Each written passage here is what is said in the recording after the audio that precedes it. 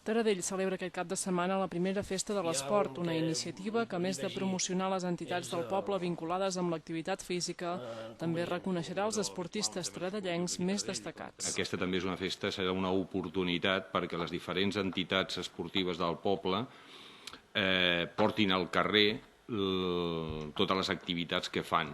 I això a la vegada és un al·licient com a incentiu perquè la gent s'hi enganxi.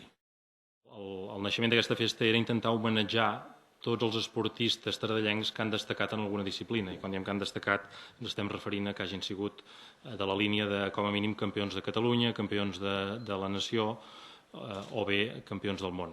Una exposició dedicada a persones que van destacar i que destaquen en l'àmbit esportiu encetarà els actes divendres al vespre. Per dissabte s'ha previst una caminada popular i exhibicions de pesca i de trial, partits de bàsquet, escalades en un rocòdrom i tir amb arc. I al vespre, en una gala a Can Costa i Font, es lliuraran els premis als millors esportistes. En la jornada de cloent de diumenge, l'actual plantilla del Taradell d'hoquei s'enfrontarà a un equip de veterans del club.